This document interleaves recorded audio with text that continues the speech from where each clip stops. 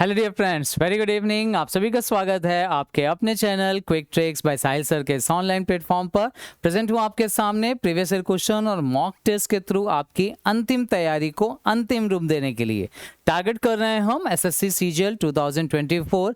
इस बार का ही paper target करना है, निकालना है, सिलेक्शन लेना है और previous year question, mock test या फिर आपकी तैयारी से रिलेटेड जो भी हेल्प हमसे हो सकती है वो सब आपके साथ हम लोग करने के लिए यहाँ पर तैयार हैं। तो चलिए फटाफट सेगमेंट को शुरू करते हैं। बट आपको बताता चलूँ, दो सेट हम लोग प्रीवियस ईयर क्वेश्चन के लगाते हैं, फिर एक सेट आता है हमारा मॉक टेस्ट का। तो अभी लास्ट जो आपसे डिस्कशन हुआ था वो मॉक टेस्ट पे हुआ था, यानी फिर से आज हम लोग बात करेंगे प्रीवियस ईयर क्वेश्चन की। और आज का जो प्रीवियस ईयर क्वेश्चन आएगा वो आ रहा है आपका अगेन 17 जुलाई का पेपर है 2023, सबसे लेटेस्ट हुआ था। और ये बात हम लोग आज करने जा रहे हैं जिस पेपर की, वो था शिफ्ट 4 का पेपर, ठीक है ना, लास्ट शिफ्ट का। तो देखते हैं क्या लेवल था, क्या क्वेश्चंस आए थे, क्या क्या चीजें पूछी गई थी, टॉपिक्स कौन से इंपॉर्टेंट हैं, कौन कौन से सेगमेंट्स ज्यादा पूछे जा रहे हैं, कौन से कम, उन सब चीजों को टारगेट करेंगे। और 2024 ये टारगेट है, याद रखना, इसीलिए सबसे लेटेस्ट, ताकि आपको समझ में आए जब आप एग्जाम देने जाओ ना, तो कोई अनोखी या अननोन सी चीज आपके सामने ना आ जाए, सब कुछ आपको लगे कि यार ऐसा तो हम लोगों ने ऑलरेडी किया हुआ है, ये सब चीजें आपको फील हो, वैसा ही डिस्कशन करना है जैसे एग्जाम में चीजें हमें अटेम्प्ट करनी है, ठीक है ना। तो चलिए फटाफट शुरू कर लेते हैं अपना सेगमेंट। बट टॉपिक आपको बताता चलूं, क्या क्या चीजें ध्यान रखना, क्वेश्चन का टाइप देखना, क्या चीज पूछी गई है, नोटिफिकेशन देखना कि कुछ कंफ्यूजन वाला पार्ट तो नहीं क्रिएट किया जा रहा है, टॉपिक डिसाइड करना, एलिमिनेशन करना, ट्रिक कौन सी लग रही है, रूल कौन सा लग रहा है, जो सही ऑप्शन है वो तो है ही, जो गलत हैं ऑप्शंस वो क्यों गलत हैं, ये सब चीजें जस्टिफाई करते हुए। और वो आपको तब करने में आसानी होगी जब आपके टॉपिक्स कवर होंगे। तो अगर टॉपिक्स में कोई प्रॉब्लम आ रही है, मतलब आपने पार्ट्स ऑफ स्पीच का सेगमेंट नहीं पढ़ा, क्लोज टेस्ट कैसे सॉल्व करना चाहिए ये नहीं पता है आपको, रीअरेंजमेंट नहीं करना आता है, रीडिंग करना नहीं आता, वोकैब कैसे इंप्रूव करनी है वो नहीं पता है, तो उन सब का सोल्यूशन आपके सामने है। एसएससी का फाउंडेशन बैच इंग्लिश का, जिसमें सारे टॉपिक्स जो कुछ एसएससी में पूछा जा सकता है इंग्लिश के पार्ट पे, वो सब कुछ मैंने यहाँ पे डिस्कशन किया है, including vocabulary improvement, one word substitution, antonyms, synonyms, idioms and phrases, homophones, homonyms, reading improvement, reading comprehension, cloze test, fill in the blanks, सब कुछ सारे का सारा पोर्शन यहाँ पे डिस्कशन किया हुआ है। एक बार आपको बस अवेल करना है, 1 ईयर की वैलिडिटी के साथ मिलता है आपको ये बैच। और जो कुछ भी आपकी समस्याएं, कभी पढ़ी नहीं इंग्लिश, प्रॉब्लम आती है समझने में, इन्वायरमेंट नहीं मिलता है, बैकग्राउंड नहीं रहा, ये सब प्रॉब्लम्स आपकी यहाँ पर सॉल्व हो जाएंगी।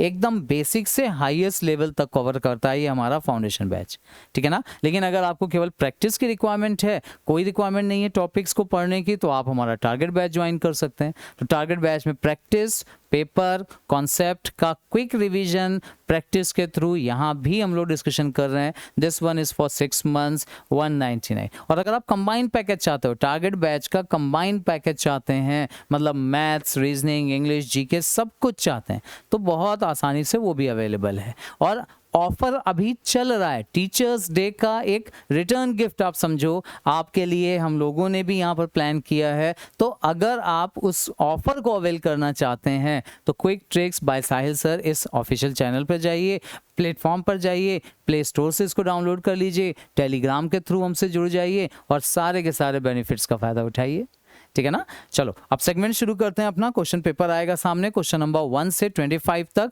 स्पीड में करेंगे। बस 2-3 चीजों का ध्यान रखना, नोटिफिकेशन पढ़ना, क्या करना है वो देखना, टॉपिक देखते चलना, कौन कौन से चल रहा है, कौन कौन से नए वर्ड्स इंपॉर्टेंट हैं जो आपको नहीं आते हैं वो नोट करना, ठीक है ना। और मेरा आंसर आए या मैं सही आंसर डिस्कस करूं, उसके पहले आपका सही आंसर आना चाहिए, ठीक है ना। तो चलिए बिना ज़्यादा टाइम वेस्ट किए शुरू कर लेते हैं। और प्लीज़ लाइक शेयर डेफिनेटली कर लीजिएगा, सब्सक्राइब कर लेना, नोटिफिकेशन ऑन कर लेना, ताकि अलर्ट्स आपको मिलते रहें जो भी आपके लिए नए वीडियोज़ आ रहे हैं। अभी देखो क्वेश्चन नंबर 1 से शुरू करते हैं। Select the most appropriate meaning of the given idiom. एक ईडियम एंड फ्रेज का पहला ही क्वेश्चन वोकैबुलरी पे बेस्ड आ गया है ना, टू प्राइम द पंप। और ईडियम और फ्रेज भी ऐसा जो शायद ही आपके सामने आया हो, मतलब बहुत डिटेल में अगर आपने चीज़ें बहुत सारे इडियम्स एंड फ्रेजेस पढ़ डालें तब तो ये फ्रेज आपके सामने आया होगा, अदरवाइज हो सकता है अभी देख के आपको लगे कि यार ये तो थोड़ा सा नया है। तो जो नई चीज़ें मिलती चलें, एग्जाम से पहले ऐसी नई चीज़ें मिल जाएं वो ज़्यादा अच्छा है, क्या पता एग्जाम में क्या पूछ लें। तो देखो अब प्राइम द पंप का ऑप्शन अगर देखो तो use a pump efficiently, pump को एफिशिएंटली मतलब अच्छी कुशलता के साथ यूज करना, ये मीनिंग तो होगा नहीं, ठीक है ना, पंप का लिटरल मीनिंग नहीं लेना है। अच्छा प्राइम द पंप, देखो पंप का मतलब होता है पानी खींचने के लिए आप यूज करते हो, तो पानी को वो पुल करता है, खींचता है, ऊपर चढ़ाता है, जमीन के नीचे से बाहर लेकर के आता है, यानी प्रेशर देना किसी पे, किसी को पुश करना, जो पर्सन कुछ नहीं करना चाह रहा हो उसको करने के लिए मोटिवेट करना, या किसी के सक्सेस की तरफ उसको पुश करना, मोटिवेट कर देना, इनकरेज कर देना, ये मीनिंग होता है प्राइम द पंप का। पंप का मतलब होता है उसके ऊपर जोर लगाना, उसको पुश करना, उसको हेल्प करना, ये तो पंप वाला ऑप्शन तो एलिमिनेट हो जाएगा। Ask others to be ambitious मतलब दूसरों से कहना, पूछना, ठीक है ना, एम्बिशियस मतलब महत्वाकांक्षी होने के लिए दूसरों से कहना, नहीं ये भी नहीं होता, सिर्फ महत्वाकांक्षी होने के लिए नहीं, उसकी हेल्प करना। यहाँ पे देखो अच्छा इनकरेज द ग्रोथ और एक्शन ऑफ समथिंग, हाँ ये ऑप्शन हो सकता है, लेकिन फिर ध्यान रखना एक बहुत इंपॉर्टेंट पॉइंट डिस्कस कर रहा हूँ, ऐसा नहीं कि आपको थर्ड में आके सही ऑप्शन मिल गया तो चौथा आप पढ़ो ही नहीं, एक बार पढ़ जरूर लेना सारे ऑप्शंस, बिना सारे ऑप्शंस पढ़े अपना आंसर डिसाइड नहीं करना बेटा, ये छोटी छोटी गलतियां हमसे हो जाती हैं, सारे ऑप्शंस ही नहीं देखे, पता चला इस मिक्स की बजाय बेटर ऑप्शन थोड़ा सा वहां दे दिया गया हो, ठीक है ना, कई बार करते हैं थोड़ा सा मिलते जुलते ज्यादा सिमिलर से दे देते हैं। अच्छा यहाँ दिया manipulate someone to achieve success, manipulate करना मतलब चीजों को बदलना, ठीक है ना, तो ये भी नहीं, ये थोड़ा सा क्लेवरनेस को रिप्रेजेंट करता है, तो ये ऑप्शन यहाँ पर नहीं होगा, सही ऑप्शन होगा option number third is the correct answer. तो प्राइम द पंप मतलब इनकरेज करना किसी चीज की ग्रोथ में, एक्शन में, या किसी काम को करने में। नाउ क्वेश्चन नंबर 2 क्या पूछा गया, select the option that expresses the given sentence in past tense. Okay थोड़ा सा अलग टाइप का सेंटेंस है, मतलब एक सेंटेंस दिया हुआ है और बोल रहे हैं कि इसको पास्ट टेंस में ले जाइए। पास्ट टेंस का मतलब है आपको वर्ब्स की फॉर्म चेंज करनी है, और केवल फॉर्म नहीं सेंस भी सही होना चाहिए, भी ध्यान रखना। क्या लिखा है, the declarations which come out, अब कम यहाँ पर फर्स्ट फॉर्म दी है, बट पास्ट में ले जाएंगे तो इसको कन्वर्ट करना पड़ेगा सेकेंड फॉर्म में, यानी कम की जगह केम हो सकता है। Out from that office are not dependable, अब आर दिया है तो इसको पास्ट में ले जाएंगे तो वर करना पड़ेगा, ठीक है ना, तो एक सेकेंड फॉर्म वाला ऑप्शन यानी केम वाला, देखो ये केम यहाँ पर दिख रहा है, यहाँ पर वर भी दिख रहा है, ये हो सकता है, यहाँ आर दिया हुआ है तो ये तो प्रेजेंट होगा, पास्ट में जाएगा मतलब, ठीक है ना, तो ये वाला ऑप्शन हो सकता है। The declaration which will they दिया, विल फ्यूचर के लिए आता है तो तुरंत एलिमिनेट कर देना, मतलब ज़्यादा टाइम ही नहीं लगाना, विल देख के एलिमिनेट करो। ये यहाँ भी देखो केम दिया हुआ है लेकिन यहाँ आर दे दिया है तो ये ऑप्शन भी हम तुरंत एलिमिनेट कर देंगे। द डिक्लेरेशन विच, यहाँ देखो कम फिर से फर्स्ट वाली फॉर्म दे दी है तो ये भी ऑप्शन एलिमिनेट करना है। अब इसको आगे और पढ़ने की जरूरत नहीं है क्योंकि अब टाइम वेस्ट करने की जरूरत नहीं है, तो सही ऑप्शन जो हमारा बना वो था option number first. First is the correct answer for question number 2। Now question number 3 क्या बोल रहे हैं, अच्छा इसको हैरेंग्यून मत पढ़ना, इसको हेरैन पढ़ते हैं, हेरैन, इसलिए इसका प्रोनाउंसिएशन होता है। Most appropriate meaning of the given word, पहला है स्ट्रिक्ट डिसिप्लिनरियन, डिसिप्लिन में रखने वाला, मतलब स्ट्रिक्ट डिसीजन को, डिसिप्लिन को फॉलो करने वाला, मनवाने वाला या मानने वाला, उसके लिए आता है ये वाला वर्ड।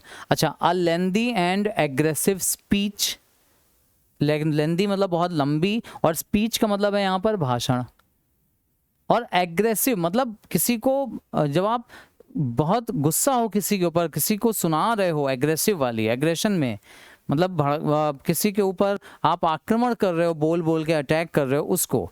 एयरप्लेन शेड, एयरप्लेन जहाँ पर रखे जाते हैं। ब्रेकर ऑफ आइडल, नहीं आइडल्स को ब्रेक करने वाला आइकोनोक्लास्ट होता है, हेरेंग नहीं होता, ठीक है ना। अच्छा हेरेंग जो होता है वर्ड वो आता है एक ऐसे भाषण को ये रिप्रेजेंट करता है जिसमें आप दूसरे की आलोचना करते हैं, उसको सुनाते हैं, उसकी बुराइयां बताते हैं, वो होता है किसी की भर्त्सना करना, किसी की निंदा करना, बुराई करना, ऐसे दिए गए भाषण को बोला जाता है हेरेन। तो जो करेक्ट ऑप्शन होगा वो ऑब्वियसली सेकंड वाला हो जाएगा, याद रखना। ये वन वर्ड सब्स्टिट्यूशन का भी क्वेश्चन है, appropriate meaning of the given word दे रहे हैं, हालांकि वर्ड को देके एक्सप्लेनेशन पूछ लेते हैं, कई बार एक्सप्लेनेशन दे करके उसका वन वर्ड पूछ लेते हैं, ठीक है ना। ब्रेकर ऑफ आइडल्स होता है आइकोनोक्लास्ट, ये ध्यान रखना। Question number 3 option number second.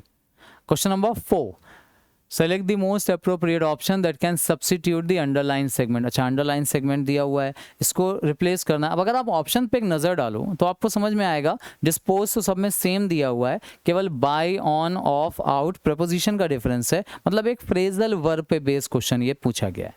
अब they have disposed all the old books, पुरानी किताबों को उन्होंने सब डिस्पोज कर दिया, मतलब नष्ट कर दिया, खत्म कर दिया। और ऐसा करने के लिए जो फ्रेज होता है वो डिस्पोज नहीं होता, डिस्पोज ऑफ होता है, बस ओ डबल एफ ऑफ नहीं, single F. Dispose of should be the correct answer. सारी की सारी पुरानी बुक्स को उन्होंने हटा दिया, डिस्पोज ऑफ कर दिया। नाउ क्वेश्चन नंबर 5 क्या पूछा गया, select the option that can be used as a one word substitution। अब वन वर्ड सब्स्टिट्यूशन में इतना बड़ा डिस्क्रिप्शन दिया हुआ है, उसको देख लो क्या लिखा है। अ डिटेल्ड डिस्क्रिप्शन, मतलब एक डिटेल में वर्णन किया गया हो, डिस्क्राइब किया गया हो, of a series of real और फिक्शनल इवेंट्स। एक फिक्शनल का मतलब होता है काल्पनिक, काल्पनिक फिक्शनल की स्पेलिंग में यहाँ थोड़ा सा करेक्ट करवा दूँ, ये फिक्शनल में सिंगल एल होता है बेटा, डबल एल नहीं होता, ठीक है ना। फिक्शनल में सिंगल एल होगा। हाँ, फिक्शनल इवेंट हो सकता है, काल्पनिक या रियल इंसिडेंट्स हो सकते हैं, उनका डिटेल में डिस्क्रिप्शन देना, taking place over a long period of time, जो बहुत पुराने समय में हुआ हो, बहुत पहले हुआ हो, उसको रिप्रेजेंट करने के लिए पूछा जा रहा है। सही वन वर्ड क्या होगा, मतलब किसी भी चीज़, किसी का वर्णन करना, इंसिडेंट्स का जो बहुत समय पहले हुआ और डिटेल में बताना। सीरीज ऑफ रियल और फिक्शनल इवेंट्स, मतलब घटनाएं एक के बाद एक जो हुई हों। अच्छा, केस स्टडी जो होता है वो उसका पास्ट की, बहुत पास्ट की चीज़ों की केस स्टडी नहीं करते, केस स्टडी प्रेजेंट के लिए होता है और इतना डिटेल में भी नहीं करते। ये जो सागा होता है ना, इसको बोलते हैं गाथा। जर्नल होता है, अगेन जर्नलिस्ट आपने सुना होगा जो किसी चीज़ के ऊपर रिपोर्ट तैयार करते हैं। विटनेस का मतलब होता है साक्षी होना, मतलब किसी भी चीज़ का किसी भी चीज़ को अगर आपने अपनी आंखों के सामने देखा है तो आप उसको विटनेस करते हो। यहाँ जो सही आंसर होगा वो होगा गाथा, सागा। एक ऐसा डिस्क्रिप्शन जिसमें बहुत सारी घटनाओं को लिखा जाए कि इसके बाद क्या हुआ, उसके बाद क्या हुआ, और वो घटनाएं जो कई साल पहले हुई हों उनको बोला जाता है सागा, ठीक है ना। तो क्वेश्चन नंबर 5 का option number 2 should be the correct answer. Now question number 6 की बात करते हैं। 6 में पूछा गया था, given below miss spelled word, मतलब स्पेलिंग है वो आपसे पूछी गई है, इनकरेक्टली स्पेल्ड पूछा गया है। Spot the incorrectly spelled word and select it's correct spelling. अच्छा, वही तो मैं बोलूँ, 4 ऑप्शन दिए, चारों तो इनकरेक्ट हो ही नहीं सकते, मतलब चारों तो करेक्ट हो ही नहीं सकते। देखो, last bench students are mysterious by nature. अच्छा, ये वर्ड है जो इनकरेक्ट है और उसकी सही स्पेलिंग इनमें से पूछी गई है। अब बताओ मिस्टीरियस की सही स्पेलिंग क्या होनी चाहिए, करेक्ट ऑप्शन देखना, डिसाइड करना। अब मिस्टीरियस, इसकी जो सही स्पेलिंग होती है ना, एक तो मिस्ट्री से बनता है और उसमें भी यहाँ पे देखो आर के बाद OUS दिया हुआ था, आई नहीं दिया हुआ था, और यही एक्चुअली यहाँ पर मिसिंग है। तो बाकी आप देखो, मिस्ट्री में MY होता है तो ये पहला ऑप्शन खत्म, दूसरा ऑप्शन खत्म। यहाँ मिस्टीरियस है, मिस्टीरियस में TE नहीं होता, T होता है, I नहीं होता, तो ये भी ऑप्शन एलिमिनेट हो जाएगा। करेक्ट ऑप्शन जो बनेगा that is option number 4। 4 should be the correct answer.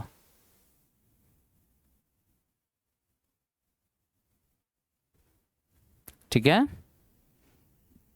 देख लीजिए।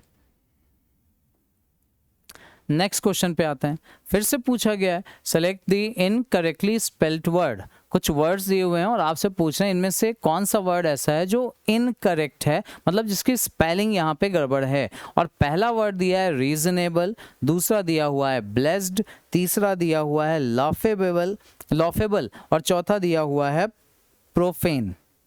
अब बता दो, अगर आपने छोटी छोटी चीज़ें भी पढ़ी होंगी ना तो बहुत आसान होगा इसको गेस करना, और अगर नहीं पढ़ी है तो भैया प्रॉब्लम करेगा ये। बताओ फटाफट जल्दी से। करेक्ट स्पेलिंग अगर आप देखो पहचान पा रहे हो तब तो बहुत अच्छी बात है। ब्लेस्ड, अच्छा नहीं पहचान पा रहे हो तो जस्टिफाई करो कि कौन कौन से ऑलरेडी सही लग रहे हैं। जैसे रीजनेबल, आप देखो रीजन से बनता है तो रीजन प्लस एबल रीजनेबल होता है, तो ये जो स्पेलिंग दी है वो तो ठीक है, हमसे पूछी गई है कौन सी गलत है।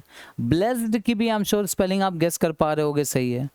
ये है लाफ और ये है एबल, मतलब जिसके ऊपर हंसा जा सके, लॉफेबल हंसने वाला, हंसने लायक, ठीक है ना। तो ये 3 स्पेलिंग्स तो आपको सही लग रहे हैं, अगर पढ़ी हुई भी हैं और ये 3 सही हैं तो आप टिक तो कर सकते हो। सही ऑप्शन ऑब्वियसली तुक्के में सही हो सकता है, प्रोफेन होगा सही आंसर। हालांकि प्रोफेन की सही स्पेलिंग जो होती है वो ये वाली होती है, PROFANE होती है, ना कि PHANE। फ का जो साउंड आता है वो F से आता है, PH से नहीं आता। मीनिंग क्या होता है प्रोफेन का? कोई भी चीज जो अपवित्र है, ठीक है ना, अनक्लीन, नॉट क्लीन है, डर्टी है, गंदा है, उसके लिए आता है। अनहोली, अपवित्र समझो आप, वो चीज होती है प्रोफेन, ठीक है ना। तो क्वेश्चन नंबर 7 का करेक्ट ऑप्शन होगा ऑप्शन नंबर 4। क्वेश्चन नंबर 8 की बात करें, select the most appropriate option that can substitute the bracketed segment in the given sentence. ठीक है, एक पार्ट ब्रैकेट में दिया है, इसको रिप्लेस करना है। The river flowing under the bridge. अब फ्लोइंग आईएनजी फॉर्म सीधे सीधे इस्तेमाल होती नहीं है, आईएनजी फॉर्म है ना, कोई ना कोई हेल्पिंग वर्ब आनी चाहिए, कुछ टेंस का यूज होना चाहिए, क्योंकि आईएनजी फॉर्म कभी टेंस नहीं बता सकती। तो फिर आप सही आंसर कैसे डिसाइड करोगे? उसका सिंपल सा आंसर ये है कि अब टेंस जस्टिफाई करो। देखो ये है वॉज, ये है इज, और इन दोनों के बाद ये दोनों ही बी की फॉर्म है। अब ये रूल इतना इंपॉर्टेंट है और इतनी बार मैंने डिस्कशन किया है ना अपने फाउंडेशन बैच में कि बच्चों को तो रट गया है। बी की कोई भी आप फॉर्म यूज कर लो, चाहे वो इज हो, वॉज हो, बी हो, बिन हो, बीइंग हो, इनके बाद सीधे सीधे वर्ब की फर्स्ट फॉर्म कभी नहीं आ सकती। या तो बी के बाद आईएनजी फॉर्म आ सकती है, या बी के बाद थर्ड फॉर्म आ सकती है। आईएनजी फॉर्म कॉन्टिन्यूटी में आती है, थर्ड फॉर्म पैसिव में आता है। अब ऑप्शंस पे जाओ। पहले रूल डिसाइड किया हमने, वॉज के साथ फ्लो कभी आ नहीं सकता, गलत हो गया। इसके साथ फ्लो आ नहीं सकता, गलत हो गया। इसके साथ फ्लोड थर्ड फॉर्म आ सकती है, ठीक है ना, लेकिन फ्लो, फ्लू और अच्छा फ्लोड, ये जो थर्ड फॉर्म है ये तब आती है जब ये पैसिव में होता, और पैसिव में है नहीं सेंटेंस, है ना, क्योंकि रिवर ही यहाँ पर डूअर है तो पैसिव होगा नहीं, यानी ये ऑप्शन भी खत्म। तो बचा हमारा सही ऑप्शन, ऑप्शन नंबर 3, ठीक है ना, याद रखना।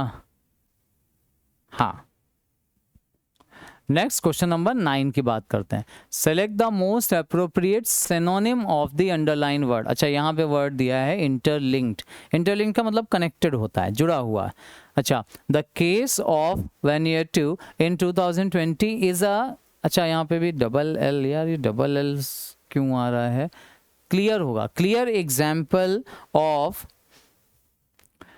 the constant and complex changes faced by SIDS. It shows how SIDS are dealing with multiple crises at the same time and how COVID-19 has particularly exposed SIDS extreme and interlinked vulnerabilities. अब आप देखो ये जो sentence बनाया है, भला ही बहुत typical सा इन्होंने बनाया हो, लेकिन अगर आप इंटरलिंक का मतलब, इवन इंटर भी ना समझ पाओ, लिंक का मतलब तो आपको पता है ना, जुड़ना। तो इंटरलिंक मतलब होता है अंदर से कनेक्टेड होना, जुड़ाव होना किसी से। और उसके लिए अगर आप ऑप्शन, अब चूंकि सिनोनिम पूछा गया है तो आप खुद देख लो। सिवियर का मतलब होता है बहुत तीव्र, तेज, तीखा, ठीक है ना, या बुरे के लिए भी आता है सिवियर, कठोर के लिए भी आता है। सीवियर पनिशमेंट अगर दिया जाए तो कठोर के लिए आता है। तेज, फ्री का इससे कुछ लेना देना नहीं है, फ्री एंटोनिम में तो आ सकता है। इंटरलेस का मतलब भी होता है कनेक्टेड, कनेक्टेड या मिला हुआ, ब्लेंड जिसको हम लोग बोलते हैं, घुला हुआ, शामिल हो गया वो। एंड कॉन्टिन्यूस होगा नहीं सही आंसर। तो यहां जो सही आंसर सिनोनिम का बनता है वो है इंटरलेस्ड। बाकी मीनिंग पता होना भी कहीं ना कहीं एक वरदान ही समझो आप। बाकी का मीनिंग पता और वो नहीं हो सकते तो ये भी सही आंसर ना गेस करने का एक तरीका ही होता है। नाउ क्वेश्चन नंबर 10 की बात करते हैं। अब फिर से एक वन वर्ड सब्स्टिट्यूशन का क्वेश्चन है, वो क्या पे बेस्ड बहुत सारे क्वेश्चंस आ रहे हैं, ध्यान से समझिएगा इसको। अच्छा, a person who compiles a dictionary, अच्छा डिक्शनरी कंपाइल करने वाला, डिक्शनरी को हम लोग बोलते हैं lexicon. Lexicon is a synonym of dictionary. तो बाकी ऑप्शन देखिए अपने आप समझ में आ रहा होगा आपको कि क्या नहीं हो सकता। ये जो बिब्लियो वर्ड दिया है, बिब्लियो वर्ड ये होता है कीवर्ड्स बुक्स के लिए, ये कीवर्ड बुक को रिप्रेजेंट करता है। और फाइल, ये जो वर्ड आता है फाइलो से बना है, फाइलो होता है लवर, मीजो मतलब होता है हेटर, ठीक है ना। तो बिब्लियो फाइल है अगर, इसका मतलब लवर ऑफ बुक्स के लिए आएगा ये वाला पार्ट। ये वन वर्ड सब्स्टिट्यूशन में आता है, लवर ऑफ बुक्स, किताबों को प्यार करने वाला, किताब प्रेमी या पुस्तक प्रेमी जिसको बोलते हैं वो। ये प्लेगरिस्ट वर्ड बड़ा अच्छा है, इसका मतलब होता है दूसरों के काम को कॉपी कर लेना, नकल कर लेना और अपना बना के रिप्रेजेंट करना। कई म्यूजिक डायरेक्टर्स के ऊपर ये ब्लेम लगता रहा है कि वो दूसरे के म्यूजिक को अपना बनाकर बेचते हैं, ठीक है ना। तो ये इस चीज को बोला जाता है प्लेजरिज्म, ठीक है ना। याद रखिएगा, प्लेजरिज्म मतलब होता है रिप्रेजेंट अदर्स नेम या represent others work,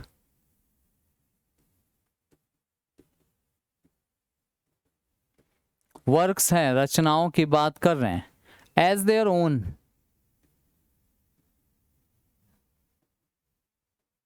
as one's own, अपने खुद कहकर बेचना या बताना, ये कहलाता है प्लेगरिस्ट। लेक्सिकोग्राफर ऑब्वियसली लेक्सिकन आता है डिक्शनरी के लिए, ग्राफर मतलब होता है उसको कंपाइल करने वाले के लिए। तो third should be the correct answer. Iconoclast देखो आ गया, आइकोनोक्लास्ट हम लोगों ने अभी थोड़ी देर पहले यहाँ पे डिस्कशन किया था, अगर आपको याद हो, ये लिखा हुआ था ब्रेकर ऑफ आइडल्स, आइडल्स को ब्रेक करने वाला, उसका वन वर्ड देखो यहाँ पे दे दिया गया। तो ये चीजें कई बार हेल्प करती हैं, इसको ध्यान से समझिएगा। ब्रेकर ऑफ आइडल्स, मूर्तियों को भंग करने वाले को, पुराने रीति रिवाजों को तोड़ने वाले को, होली चीजों को तोड़ने फोड़ने वाले को आइकोनोक्लास्ट कहा जाता है। सो करेक्ट आंसर जो हमारा यहाँ होगा इस क्वेश्चन का, that is option number 3, question number 10 का थर्ड।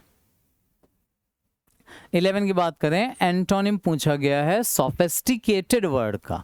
अब देखो सोफिस्टिकेटेड वर्ड, और आप बिलीव नहीं मानोगे कि मैंने आज मॉर्निंग में ही जो क्लास ली है रीडिंग वाली, रीडिंग इम्प्रूवमेंट की मैं उसमें बात कर रहा हूँ, उसमें ये सोफिस्टिकेटेड वर्ड आया था। सोफिस्टिकेटेड का मतलब इनडायरेक्टली अगर लिया जाए तो ये होता है एडवांस्ड। दो मीनिंग इसके आपको जनरली सीखने को मिलेंगे या यूज होते हुए दिखेंगे। पहला सोफिस्टिकेटेड मतलब होता है बहुत ही जटिल, वो चीज़ें जो बहुत एडवांस्ड हैं, इतनी जटिल हैं, मतलब बहुत ज़्यादा एडवांस्ड हो गई हैं, इस वजह से बहुत कॉम्प्लिकेटेड हैं वो, उनको बोलते हैं सोफिस्टिकेटेड। एडवांस्ड हो जाना, डेवलप्ड हो जाना, इस सेंस में यूज होता है। तो अब देखो एंटोनिम पूछा गया, एडवांस्ड का अपोजिट पूछा गया है। द ट्राइब, ट्राइब मतलब वही जनजातियों वाली बात कर रहे हैं, had no access to modern technology, वो मॉडर्न टेक्नोलॉजी तक अभी पहुंची नहीं है, या मॉडर्न रिसोर्सेज संसाधनों तक नहीं पहुंची हैं। And had to rely on, और केवल किस पे डिपेंडेंट है, प्रिमिटिव टूल्स, मतलब प्रिमिटिव मतलब जो पुराने टूल्स हैं, एंड टेक्निक्स फॉर सर्वाइवल, पुरानी टेक्निक्स पे। अब आप सोचो एडवांस्ड का अपोजिट टेक्निक तो नहीं होता, टेक्नोलॉजी भी नहीं होता, हाँ प्रिमिटिव होता है इसका अपोजिट। मॉडर्न जो है ना, ये इसका सिनोनिम है, सिनोनिम। और हमसे जो पूछा गया है वो पूछा गया है एंटोनिम। तो करेक्ट ऑप्शन होगा ऑप्शन नंबर 3, क्वेश्चन नंबर 11 के लिए। नाउ 12 की बात करें, क्या पूछा गया है, select the most appropriate option that can substitute the underline segment, underline segment को सब्स्टिट्यूट करना है। अच्छा, इसका मतलब सिनोनिम पूछ रहे हैं या फ्रेज रिप्लेसमेंट पूछ रहे हैं। The management is not beware of this fact, मैंने एक्चुअली जब फ्रेज रिप्लेसमेंट की क्लास ली है, स्पेशली आप देखना फ्रेज रिप्लेसमेंट की एक क्लास ली है जिसमें पॉइंट्स भी बताए हैं और प्रीवियस ईयर पेपर से उठाए भी हैं क्वेश्चन, उसमें आया था ये question. The management is not beware of, beware of का मतलब होता है सावधान होना, देखा होगा आपने, लिखा हुआ बिवेयर ऑफ डॉग्स, कुत्तों से सावधान बोलते हैं ना, सावधान होना, उसके लिए बिवेयर टू नहीं होता, बिवेयर के साथ तो फिक्स ही प्रपोजिशन ऑफ होता है। अवेकिंग टू जागरूक होना, वॉचफुल विद नजर रखना,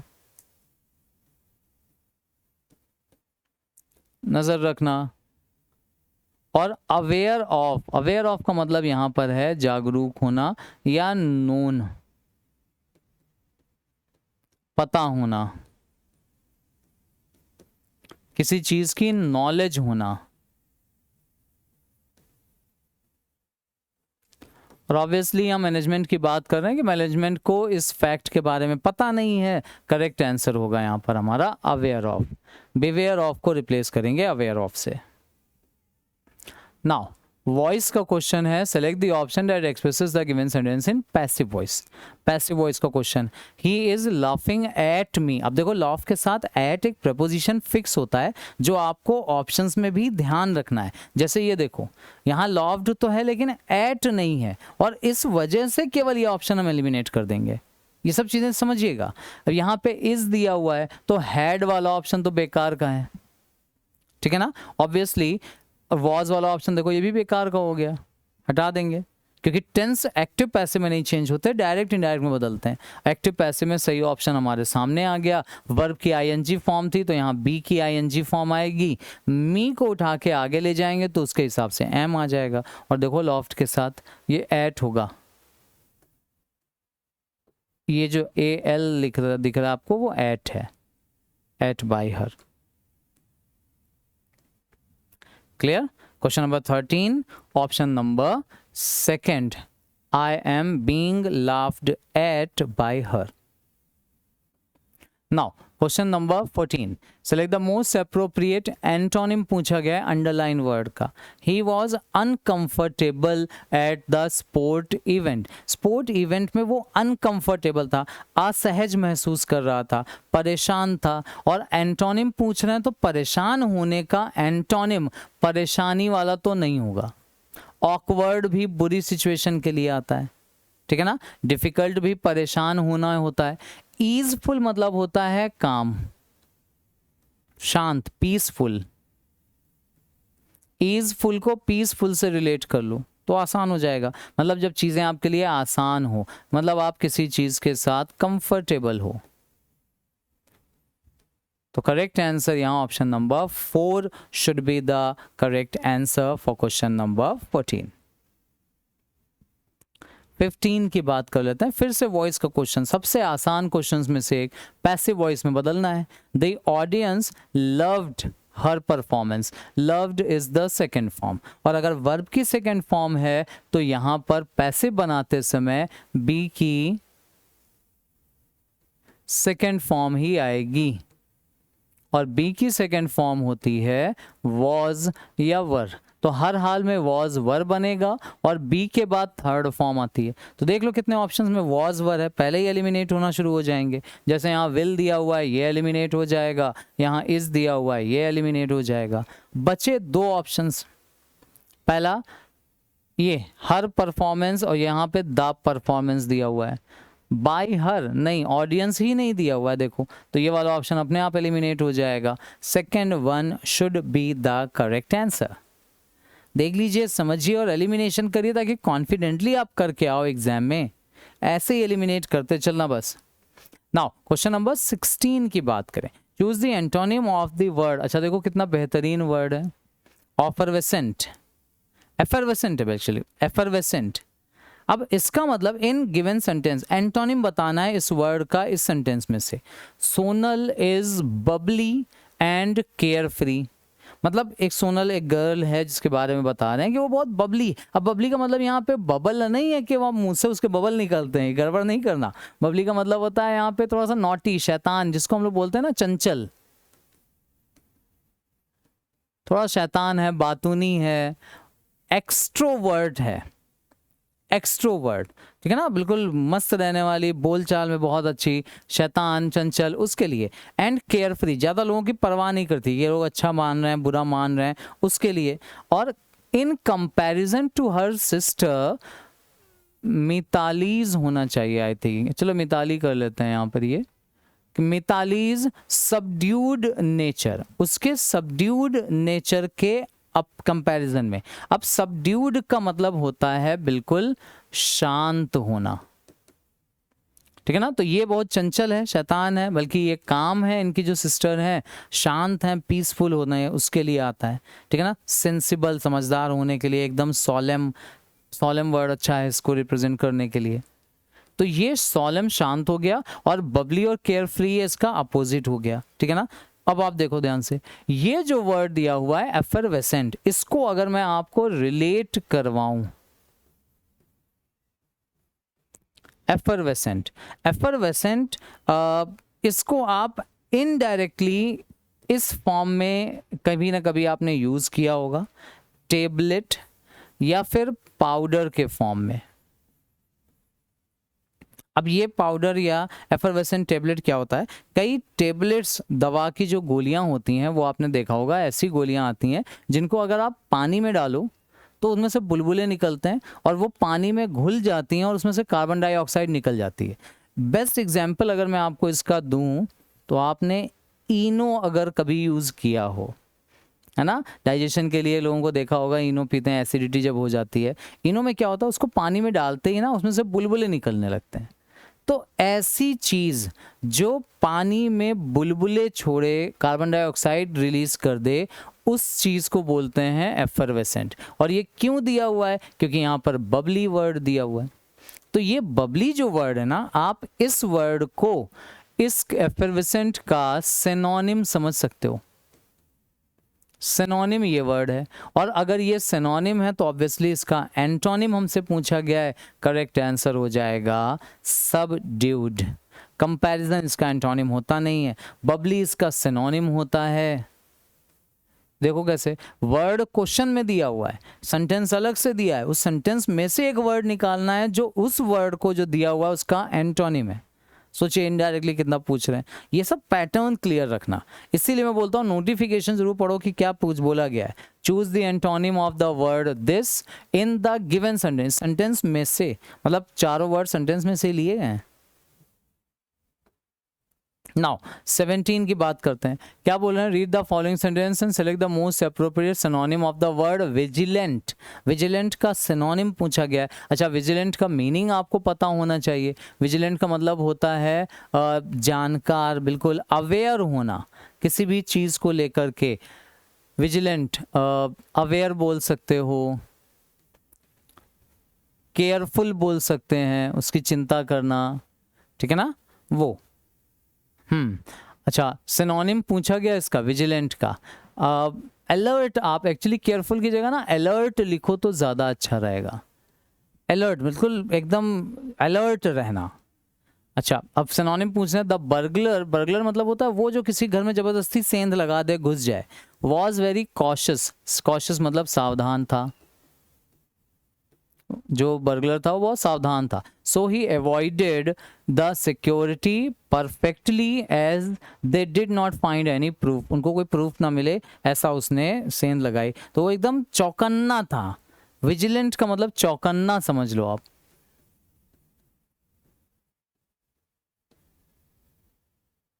है ना। अब विजिलेंट का चौकन्ना, सिक्योरिटी, बर्गलर, प्रूफ, कॉशियस, इनमें से अगर आप ढूंढोगे ना तो करेक्ट आंसर आपको मिलेगा कॉशियस। इसका मतलब भी होता है सावधान, ये अवेयर, अलर्ट, ठीक है ना। करेक्ट ऑप्शन 17 का option number 4 is the right answer.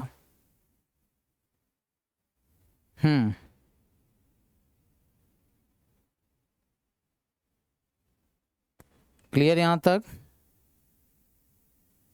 चलो अगले क्वेश्चन पे आ जाते हैं, देख लो क्या बोल रहे हैं। 18 में बोल रहे हैं select the most appropriate antonym of the underline word. The house was filthy. Filthy का मतलब होता है एक्सट्रीमली डर्टी, बहुत गंदा। पेपर्स एंड ईटेबल्स, ईटेबल्स मतलब जो खाई जाने वाली चीजें होती हैं। स्ट्र्यून एवरीवेयर, देखो बहुत बेहतरीन वर्ड है ये वर्ड, मैं आपके लिए स्पेशली हाईलाइट थोड़ा सा कर देता हूं। स्ट्र्यू से बना हुआ है वर्ड, ये स्ट्र्यू वर्ड है, वर्ब है, इसका मतलब होता है फैलना। तितर बितर हो जाना, बिखरना, ठीक है ना। आप देखो यहाँ पे सेंस भी निकल रहा होगा कि पेपर्स और ईटेबल खाने वाली जो चीजें थी वो और पेपर्स इधर उधर हर जगह बिखरे हुए थे। स्ट्रू वर्ब है और इसकी सेकंड फॉर्म होती है strode, this is the second form, and the third form is do remember. Do remember what is the third form? That is strewn, strewn. ये होती है थर्ड फॉर्म, ठीक है ना। तो अब देखो घर जो था वो बहुत गंदा था और ईटेबल्स जो थे इधर उधर फैले हुए थे। अब बैरन मतलब बंजर होता है, इसको मैं दूसरे पेन से लिख देता हूँ। बैरन मतलब बंजर, बंजर मतलब नॉट फर्टाइल, जहाँ पे उपज नहीं हो सकती। दूसरा डिग्निफाइड, डिग्निफाइड मतलब होता है रिस्पेक्टेड। क्लीन मतलब पता ही है साफ के लिए आएगा। और इंटीग्रल मतलब होता है बहुत इंपॉर्टेंट। इंटीग्रल पार्ट मतलब जिसको सेपरेट ना किया जा सके, इंटीग्रल पार्ट होता है वो। क्लीन होगा साफ और फिल्दी होता है गंदा। एंटोनिम पूछा गया था, सही आंसर आने में टाइम नहीं लगना चाहिए। Correct option is option number third, clean should be the correct answer. Now question number 19, appropriate meaning of the given idiom. Okay, back against the wall. अब फिर से एक इडियम ऐसी आगे जो हो सकता है शायद आपने पहले ना सुनी हो या ना यूज की हो। Back against the wall, back का मतलब ऐसे सपोर्ट, सपोर्ट होता है, ठीक है ना। बैक करना किसी को मतलब सपोर्ट करना। अगेंस्ट द वॉल, अब दीवार से सट के अगर आप खड़े हो मतलब आपको सपोर्ट करने के लिए पीछे दीवार ही है, मतलब कोई सपोर्ट है ही नहीं और आप पीछे जा भी नहीं सकते। पीछे अगर आपके दीवार है तो इसका मतलब आप पीछे मुड़ के जा भी नहीं सकते। मतलब कोई ऐसी सिचुएशन जिसमें आप फंस गए हो, जहां से आप बच के नहीं भाग सकते, मुश्किल है निकलना, उसे बोलते हैं बैक अगेंस्ट द वॉल। अब देखो मतलब ऐसी जगह फंस गए जहां दीवार ही, निकलने कोई रास्ता ही नहीं है, उसको बोलते हैं। अब ऑप्शंस पे जाओ, एलिमिनेट करो। Be in a difficult situation from where escape is difficult. हाँ ठीक है, एक डिफिकल्ट सिचुएशन में होना जहां से निकलना मुश्किल है, हो सकता है ये। फिर बाकी ऑप्शंस पढ़े बिना नहीं टिक कर देना। In a difficult situation from where escape is easy. अच्छा, ऐसी सिचुएशन जहां से बच के निकलना आसान हो, नहीं ये तो होगा नहीं। Be in an easy situation, नहीं ये भी नहीं होगा। ईजी सिचुएशन में भी नहीं होना, मुश्किल सिचुएशन में होना, परेशानी में होना। Be in a relationship which one wants to escape. अच्छा, ऐसे रिलेशनशिप में होना जिससे आप बच के भागना चाहते हो, नहीं रिलेशनशिप का नहीं है। करेक्ट आंसर यहाँ होगा option number 1, be in a difficult situation from where escape is difficult. First is the correct answer. Now question number 20, क्या बोला गया है?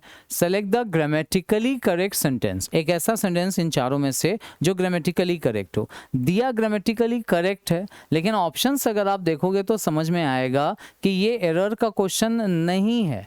ये एक्चुअली क्वेश्चन एरर में इस चैप्टर का है, आर्टिकल्स का क्वेश्चन पूछा गया है। ऐसे क्वेश्चन जनरली लास्ट टाइम भी हम लोगों ने किए हैं, उसमें मिले हैं। आर्टिकल का क्वेश्चन ज़्यादा पूछते हैं। क्या दिया गया है? This is a old uniform. अब ओल्ड का साउंड आप देखोगे तो ये वॉवल साउंड आता है और वॉवल साउंड के साथ ए नहीं आता, एन आना चाहिए। तो ये पहला ऑप्शन हमारा एलिमिनेट हो गया। It is old uniform but a memorable thing for me. ये तो ठीक है, मेमोरेबल थिंग फॉर मी, लेकिन ओल्ड के पहले आर्टिकल नहीं लगाया गया तो ये भी गलत है।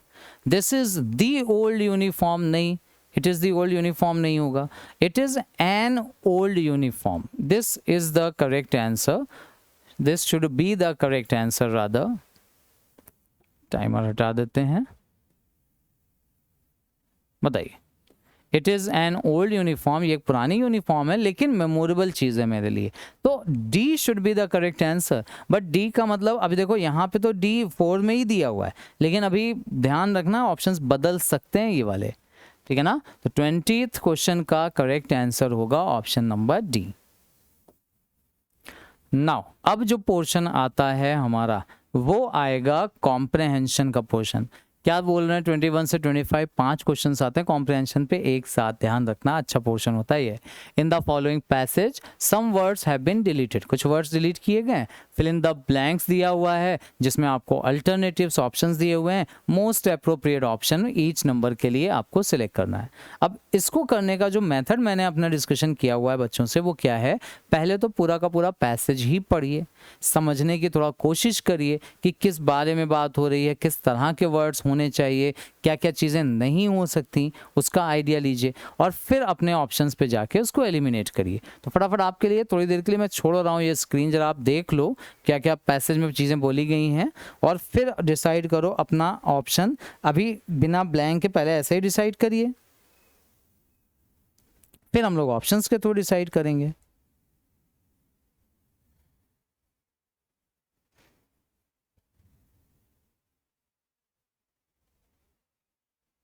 बताइए फटाफट जल्दी से क्या दिया है, पैसेज पढ़ भी लेते हैं साथ साथ में ही मिलके। Red wing had read, red wing ने पढ़ा था दैट ब्लैंक दिया है। अच्छा क्या पढ़ा था वो बताया होगा वहाँ पे आगे, पैसेज ऑप्शंस के थ्रू देख लेंगे। That one of his favourite writers, कि इस रेड विंग के फेवरेट राइटर्स जो हैं Ernest Hemingway had been asked, उनसे पूछा गया what was the best blank लिखा है फॉर अ नॉवेलिस्ट, किसी नॉवेलिस्ट के लिए बेस्ट क्या है, ठीक है ना। अब वो बेस्ट जो चीज़ पूछी गई होगी वो बताया जाएगा, ऑप्शंस में दिख जाएगा।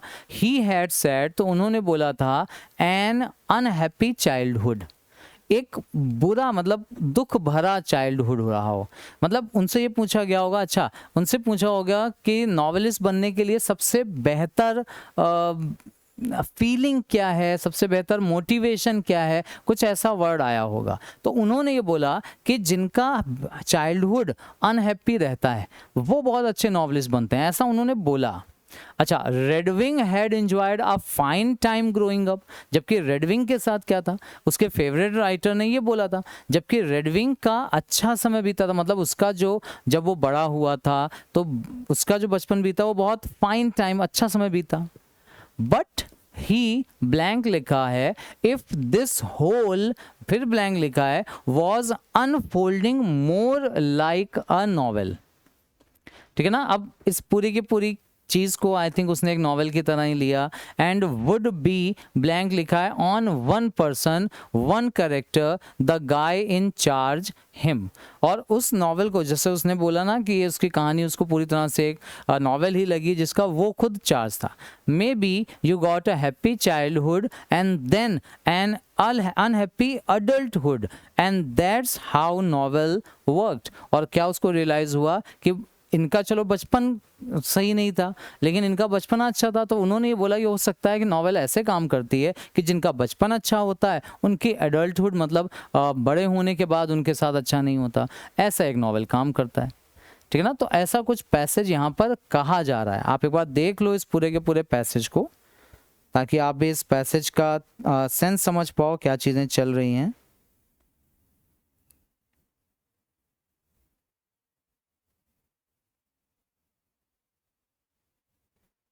बताइए ऑप्शंस देखे जाएं इसके। चलिए ऑप्शंस पे चलते हैं वन बाय वन। अब ऑप्शंस भी साथ में ही रीड करना पैसेज को ध्यान में रखते हुए। Red wing had read wholesome negligently careless somewhere, हाँ आई थिंक यही ऑप्शन होना चाहिए। रेड विंग ने कहीं पढ़ा था, होता है ना, बोलते हैं कहीं पढ़ा था, कुछ पढ़ा था, ऐसा कहाँ याद नहीं आता तो समवेयर। नेग्लिजेंटली नहीं, नेग्लिजेंस मतलब क्यों निग्लेक्ट करके पढ़ेंगे, ये नहीं, केयरलेसली भी नहीं। जब फेवरेट राइटर की बात पढ़ रहे हैं तो फिर ऑब्वियसली कहीं पढ़ा था बट याद नहीं आता। ये याद है कि क्या पढ़ा था, had read somewhere that one of his favorite writers Ernest Hemingway had been asked what was the best for a novelist, best medication, medication तो दवाई होती है, दवाई मतलब इलाज, दवाई से इलाज होता है, ठीक है ना। तो इलाज क्या है वो होगा नहीं, मेंटेनेंस क्या है नहीं, मेंटेनेंस का मतलब उसको बनाए रखना, मेंटेन करना। Training, best training for a novelist, best nature for, नहीं best nature of a novelist तो हो सकता है, फॉर अ नॉवेलिस्ट नहीं। बेस्ट ट्रेनिंग, सबसे अच्छी ट्रेनिंग एक नॉवेलिस्ट की कहाँ से होती है, ये चीज़ पूछी जा रही है।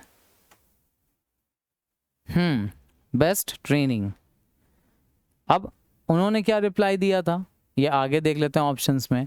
ही said an unhappy childhood, obviously यहाँ पे अनहैप्पी चाइल्डहुड उन्होंने बोला था। Redwing had enjoyed a fine time growing up but he if this whole he welded he wasted he wandered, wandered तो भटकने के लिए होता है, ये भटकने वाला, वेस्टेड बर्बाद करना, वेल्डेड वेल्ड करना, वेल्डिंग होती है ना उसके लिए, वंडर्ड होगा, हाँ आश्चर्य मतलब सरप्राइज्ड की बात हो रही है यहाँ पर, बट ही सरप्राइज्ड, हाँ यही ऑप्शन बचता है एक जो सही सेंस दे रहा है। अच्छा इसके ऑप्शंस में आपको थोड़ा सा ऊपर करके दिखा देता हूँ।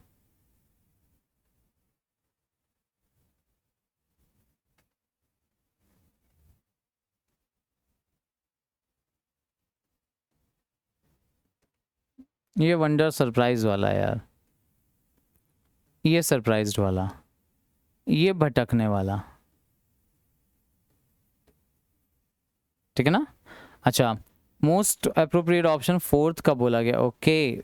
एक्सेस्पिरेशन, expedition, expectation and expiation, okay गजब के ऑप्शंस दिए हुए, गेस करिए।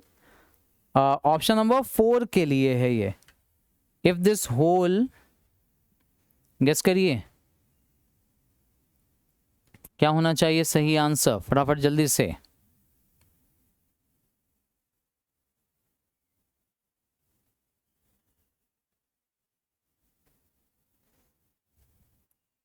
क्विकली क्विकली,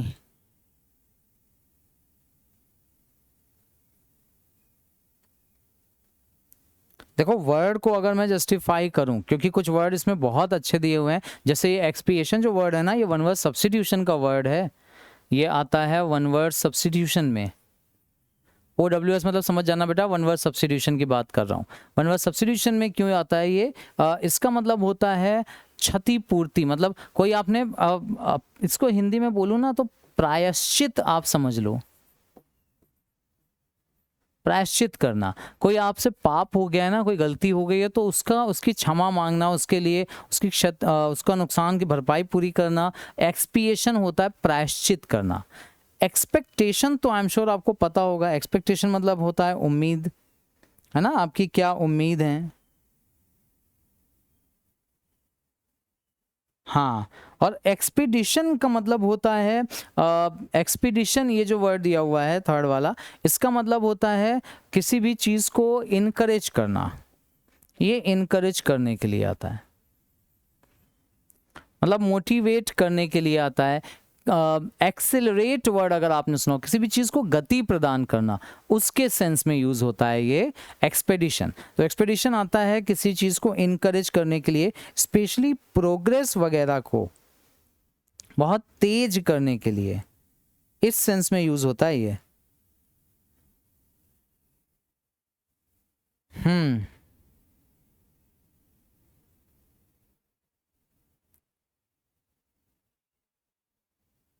और जो पहला वाला एक्सेस्पिरेशन दिया हुआ है, ये एक्सेस्पिरेशन का मतलब होता है कैसे इसको रिप्रेजेंट कर सकते हैं, मतलब किसी बात पे एकदम चिढ़ जाना, किसी बात को लेकर के एकदम इरिटेट हो जाना, इरिटेट होना या एनॉय हो जाना, हाँ एनॉय इसका सिनोनिम आप मान सकते हो। एक्सेस्पिरेशन का मतलब होता है एनॉयड हो जाना। एक्सपेक्टेशन का मतलब होता है गेस करना, उम्मीद करना, विश करना। एक्सपेक्टेशन उम्मीद करना समझ लो। अब आप देखो करेक्ट ऑप्शन क्या लग रहा है, इंपॉर्टेंट है, अच्छे वर्ड्स दे दिए केवल इसलिए ये इंपॉर्टेंट हो गया है ना। क्या लग रहा है सही ऑप्शन, बट ही, अब ही वाला जो थर्ड हम लोगों ने गेस किया था करेक्ट ऑप्शन वो था इफ ही सरप्राइज्ड, उसको बड़ा आश्चर्य हुआ था, इफ कि दिस होल, ये पूरा का पूरा प्रायश्चित तो है नहीं, पूरी की पूरी उम्मीद वॉज अल्फ, अच्छा मतलब हाँ यहाँ पे जो इनकरेज मैंने लिखा है ना उसको इस सेंस में आप ले लो, एक्सपेडिशन का मतलब यहाँ पे वही प्रोग्रेस की बात कर रहे हैं, प्रोग्रेस वॉज अनफोल्डिंग, फोर्थ के लिए सही ऑप्शन ये वाला बनता है। एक्सपेडिशन मतलब इनकरेज होना, किसी चीज़ को गति प्रदान करना, प्रोग्रेस प्रगति में आगे बढ़ने के लिए आ रहा है। तो if this whole progress was unfolding, मतलब ये पूरा प्रोग्रेस जो चल रहा था वो कैसे हो रहा था, मोर लाइक अ नॉवेल, एक नॉवेल की तरह। एंड वुड बी, अब फिफ्थ वाले के लिए देखो ऑप्शंस यहाँ दिए हुए, would be blamed on one person, नहीं, based on one person, bloomed on one person, blessed, blessed तो आशीर्वाद देने के लिए आता है, ब्लूम्ड फलने फूलने के लिए आता है, फलना फूलना, प्रॉस्पर होने के लिए, फूल के खिलने के लिए, फलना फूलना जो होता है उसके लिए। ब्लेम का मतलब ब्लेम करना, किसी चीज़ को आरोप लगाना, और बेस्ड का मतलब होता है आधारित होना। तो किस पे बेस्ड है उसकी बात आप कर सकते हैं। आई थिंक यही ऑप्शन बनता है, would be based on one person, जो पूरी की पूरी नॉवेल है वो एक ही पर्सन पे बेस्ड है, एक करेक्टर पे बेस्ड है, और वो करेक्टर वो खुद है, in charge him. Maybe you got a happy childhood but then an unhappy adulthood and that's how novel worked। ठीक है ना। तो ये हमारे आज के 25 क्वेश्चंस थे। आई होप कुछ वर्ड्स बहुत अच्छे मिले होंगे, कुछ हो सकता है आपका करने में आंसर गलत हुआ हो, कोई इश्यूज़ नहीं है। रेगुलर प्रैक्टिस अभी करनी है जब तक पेपर नहीं होता, जब तक आपके अंदर कॉन्फिडेंस नहीं आता। ठीक है ना। मिलते रहेंगे इसी प्लेटफॉर्म पर। थैंक यू वेरी मच जुड़े रहने के लिए। लाइक शेयर प्लीज़ ज़रूर कर लेना और बताना कि क्या चीज़ें अभी भी आपको, कौन से टॉपिक्स प्रॉब्लम कर रहे हैं और क्या चीज़ें बेनिफिशियल हुई हैं। ठीक है ना, दोनों चीज़ें सुनना चाहूँगा आपसे। चलिए मिलेंगे एक और प्रीवियस ईयर क्वेश्चंस की क्लास के साथ अपने अगले वीडियो में। तब तक के लिए टेक केयर, ध्यान रखिएगा, प्रैक्टिस करते रहिएगा। ऑल द वेरी बेस्ट आप सभी के एग्जाम्स के लिए and thank you very much हमारे साथ जुड़े रहने के लिए। टेक केयर बेटा, थैंक यू वेरी मच।